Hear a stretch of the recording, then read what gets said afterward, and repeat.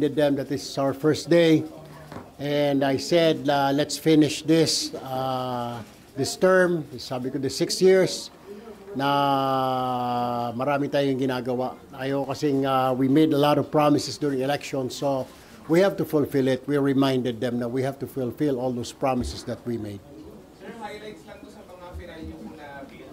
Well, there are 10. Kagaya yung sinabi ko, para ito yung pang 10 priority bills ko. Yung the rice tarification law must be reviewed para gusto ko lang kasi malaman bakit inalis yung kapangyarihan, inalis sa NFA na magbenta ng murang bigas.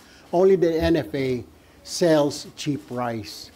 Iniwan ngayon, inalis yung NFA, iniwan sa mga rice traders, iniwan sa mga cartel, so sobrang mahal. Parang walang iniwan ito dun sa all the regulation law. Sabi pababaan.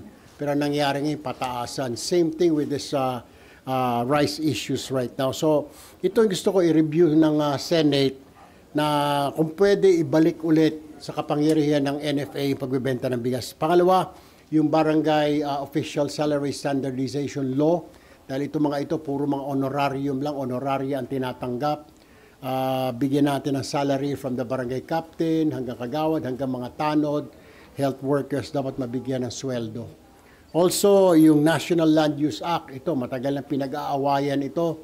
Ilang Congress na, hindi maipasa-pasa. And I am here to help out na make sure na maipasa na ito dahil ito rin yata ang gusto ng Marcos administration, National Land Use Act. Pangapat po, yung professional review centers. Problema ho ito, yung mga state colleges natin, universities, nag-offer po ng mga courses like na mga law ngayon, mga medtech, etc. Ang problem, pagdating ng review, yung mga mahihirap, hindi rin nakaka-exam because walang budget.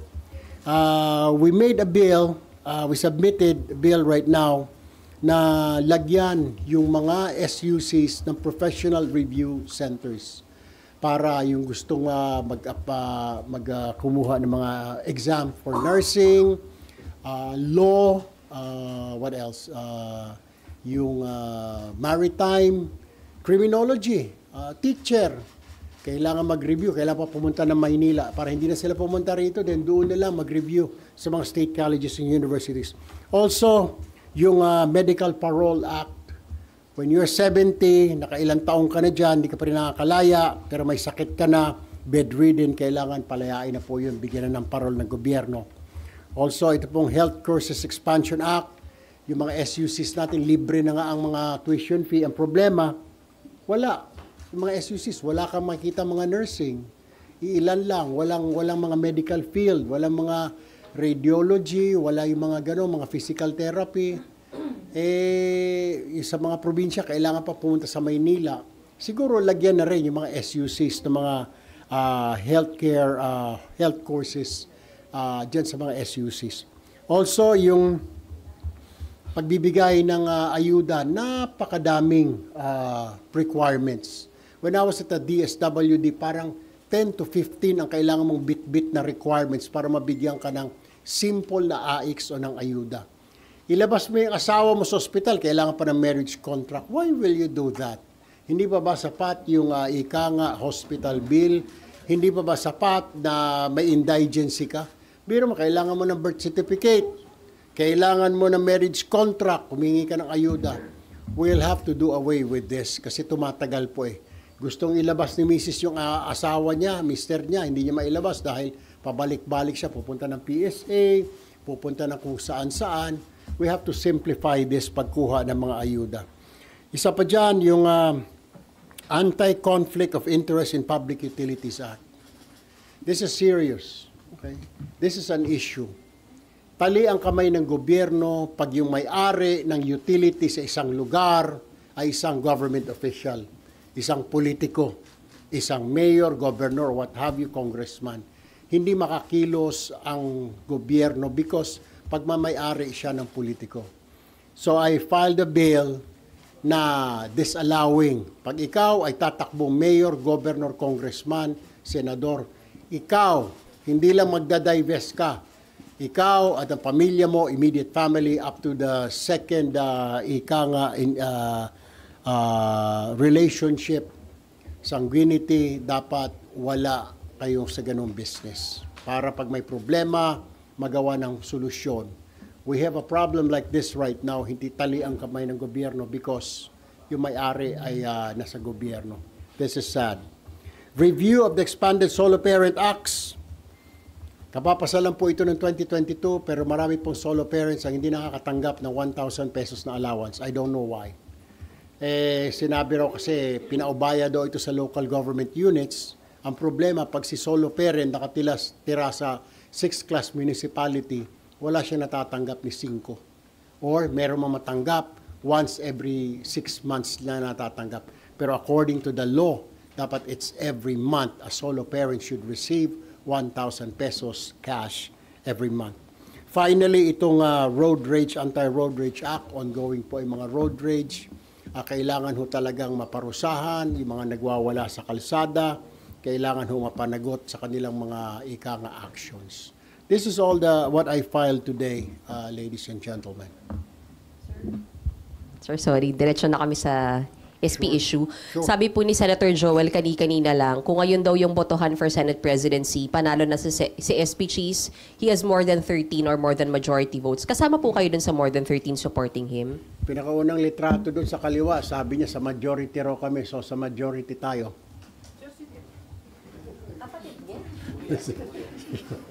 Si Rafi. Sabi ni Senator Rafi, majority tayo. Sabi ko, okay. Kasi usually majority, may mga inuutos ang sa taas na tulungan ng administrasyon para wala ng kontra. Sa majority tayo, di ba? I mean, I'm with Alianza, so expected who you na I will be in the majority. But are you with SP Cheese? Are you supporting him to be still the SP, sir? Kung yun ang sa majority, then what I heard kanina umaga yata, si Senator Soto, sabi niya, willing siya maging nasa minority siya. Parang is he accepting that? I'm gonna ask you those questions. Wala ako dito, but then somebody told me na Sen Soto raw said na he's willing to be in the minority. So does it mean to say he has accepted that fact na sa minority siya, na he will not be the Senate President? So, sir, have you thrown your support to any of them, SP Cheese and Senator Soto? I said, I'll be in the majority. Di ba, usually, yung majority is yun na doon na kinukuha yung Senate presidency. So, She's Escudero, sir. I'll be in the majority. So definitely, yeah. Okay, let me be straight with you. Like I said before in the interview, may mga bagay na gusto ko kay Senator Cheese. Meron ding mga bagay na when Senator Soto asked me and during the campaign, may mga sinasabi siya na I liked also. Pero weighing things and talking to my brother said, let's go for the majority kasi maraming mga gusto ang Pangulo na dinadaan sa majority at hindi ko makontra majority. So I guess we'll go with the majority. Sir, kung sa majority kayo, may na-request na kayo ng mga committee na gusto nyo hawakan at naibigay ba sa inyo, na i-promise sa inyo na ibibigay? Wala pa kami, di pa kami nag-usap ni Senator Cheese. Pinarating ko sa brother ko na, sige, sabi ko, I'll go with the majority. Of me and my brother spoke, I think 2 days ago, over the phone. Wala pa naman. My brother asked me, anong gusto mong kung sakasakali? Sabi ko, of course, sabi ko, meron akong experience sa social welfare. I guess you call it social justice dito and welfare. So I would love, it's in my wish list, number 1, social justice and welfare. Pasensya na makulit kami. Alam niyo naman yung trabaho natin, makulit. So, you and Senator Raffy Tulfo will be supporting Senate President Cheese. I think that's it. Kasi we're in the majority. And sabi nga kanina yata ni Senator Villanueva, if I'm not mistaken, may number na, pati si Senator Alan Peter, a few days ago, may number na sa 13 na. I guess kasama na ako doon sa 13 na sinasabi niya, or more than 13. Kasama kayo ni Sen. Raffy.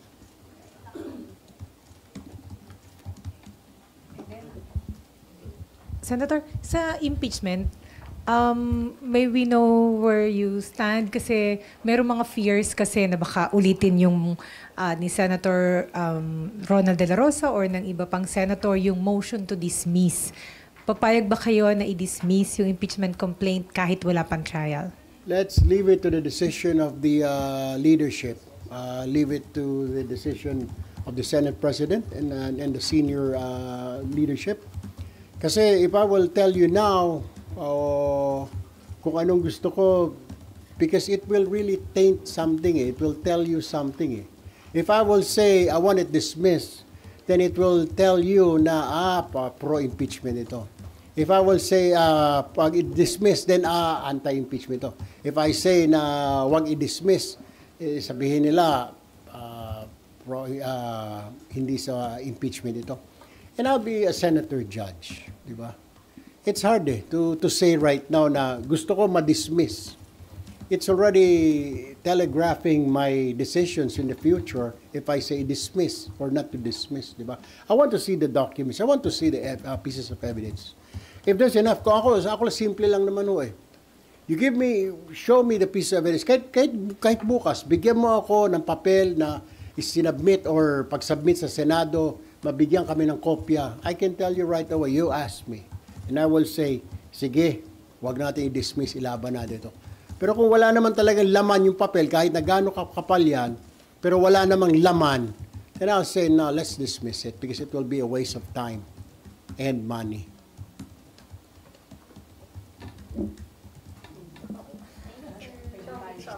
Thank you po. Thank you. Wala pa ang opisina. Inaayos pa yung opisina namin. But I will visit every other day siguro. Kay Sen. Rafi. Dilipat siya sa ibang office. Sa ibang office. Pinamana sa'yo, sir.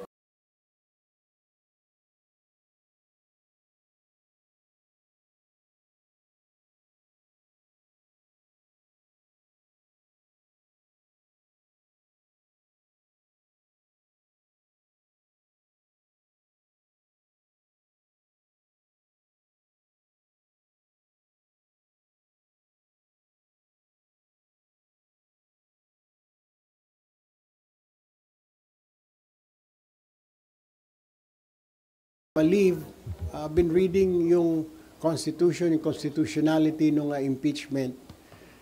Looking at it, kung talagang titignan mo, may punto yung sinasabi ng House of Representatives sa Section 11. Pero kung titignan mo rin, may pinupunto rin naman itong kabila. But you really have to weigh things na talagang hihimayin mo. I'm not a master of law, di ba?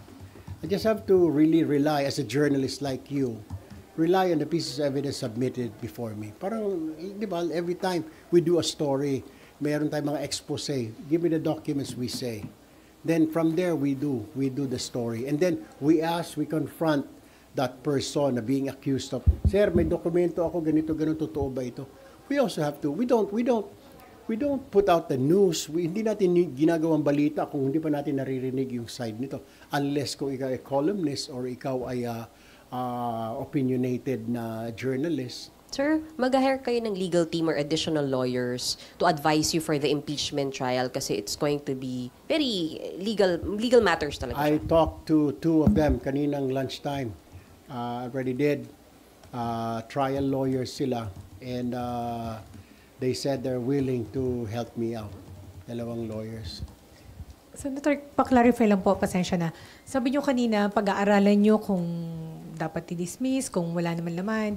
Ibig sabihin, you are open to the impeachment complaints dismissal kahit walang trial kung makita ninyo dun sa mga, siguro, yung maagang submissions? Dahil sa Section 11, it should go to trial. You cannot just be throwing it away, di ba? Parang there's something, no, there's a violation of the Constitution if we will not go on trial. What I'm saying is, bakit natin, I mean, we will hear that, tapos i-convict natin yung tao, wala naman laman, yung ika nga na pinadalang evidence dito ng Congress. What is it for, di ba? Well, we will be wasting time, we will be wasting a lot of money for this impeachment kung wala naman laman, di ba? So I must really see it and I cannot decide. Pero wag naman yung wala pa, di-dismiss mo na, hindi pa naman nag-hear, di ba? Makikita mo lang naman yung mga piece of evidence pag nag-umpisa na yung trial. Dapat may trial. Of course, I would like to see that there's a trial. Ngayon, if there's not, ba't pa natin patagalin? Ako siguro, I'll be the first one to say, kung after few days, wala naman laman, then I will say, kahit nasa majority ako, I will say, teka muna guys, wait, wala naman laman ito puro hearsay ito Then why don't we just dismiss this? Pero kung may laman naman, then let's fight. It will take 6 months, Senator Erwin Tulfo, then let's go for it. Para mabigyan naman ng chance yung taong bayan. They want to see. A lot of people are saying, we have the right to know if it's true or not. Yun yung hinahanap nila Is this true or not? Diba? Pati nga yung kampo ni VP, sabi niya gano'n, sige, fight. Kasi para once and for all, para sa kanya din naman yun Once and for all, diba? Matuldo ka na ito to get this over with. Parang Damocles sword ito na nakakuan sa ulo niya. Kung saan siya pumunta, hanggat di matatry itong kaso na ito, hanggat di siya ma-absolve, hanggat di siya ma-acquit, then mayroong laging agam-agam ang taong bayan na guilty ito Sir, sorry, balikan ko yung committee chairmanship. Makukuha niyo po yung social justice? Is it something na pinramis ni... it was a wish. I told Sen. Rafi to tell Senator Cheese na gusto ko yung social justice and welfare. And the Pero hindi reply pa was- naman, wala pang reply naman. So far, anong committee na po yung nakuha niyo, sir? Wala pa. Wala. There's no committee yet. Sir, hindi ka pumirma dun sa articles niyo. Wala, hindi ako umabot doon. Among the 215. Sa Congress? Wala. I reserved my right. Sabi ko kasi, I told the speaker na magiging senator judge ako dyan, boss. So, pinayagan naman niya ako na not to sign.